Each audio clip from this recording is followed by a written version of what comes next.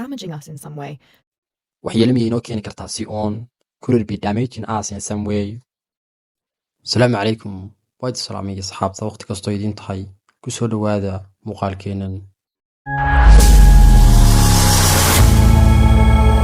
Learning English. I'm Phil. And I'm Georgie.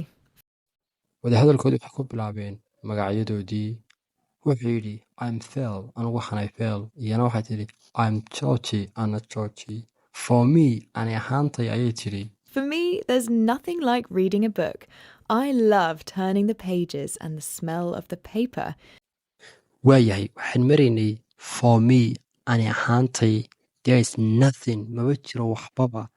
like iila mida reading books akhrinta buugta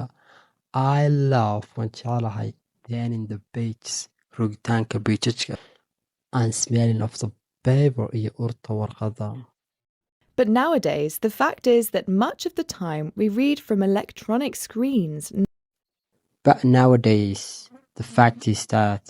laakiin beryahan xaqiiqadu waxa weeye much of time waqtiga inta badan we read from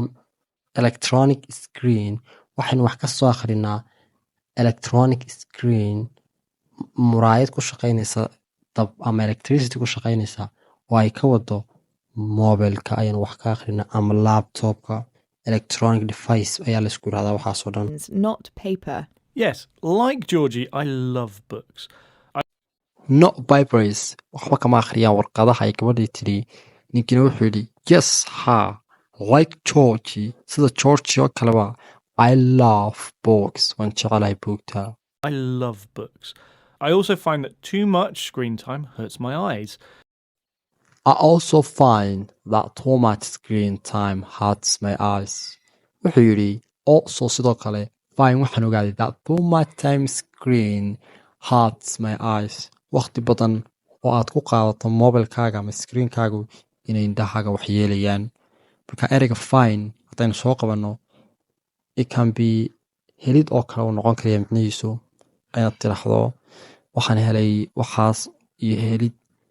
iyo sidoo kale ogaansho wax aad discover ku samaysa ama aad daha qaadana waa loo isticmaalaa But the availability of digital information means that I end up reading from screens. But the availability of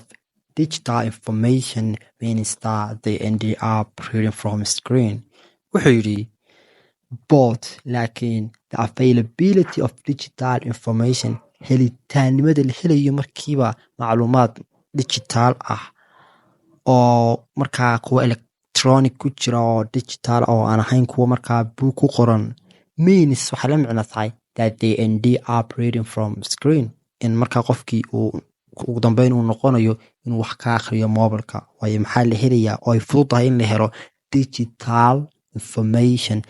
is much more easier to get aad way fududahay markaa inaad hesho macluumaad digital ah So, apart from sore eyes, is this a problem? Is reading from screens harmless? apart from sore eyes marka laga reebo indha xanuunka inuu dhibaato indha xanuun mool keeno is this a problem tan miyay tahay dhibaato is reading from screen harmless miyay tahay wax ka akhrinta from screens muraayadda wax laga akhrinayo muraayadaasu it can be laptop it can be computer adigu waxay noqon kartaa wax kasta oo markaa digital ah laga akhrinayo shay ma noqon kartaa bay tidhi harmless mid aan dhibaato keenayn harm waa waxyeelo ama dhibaato less haddii la raaciyana waa aan dhibaato lahayn Or could it be damaging us in some way? waxyeelo miyay inoo keeni kartaa si oon could it be damaging us in some way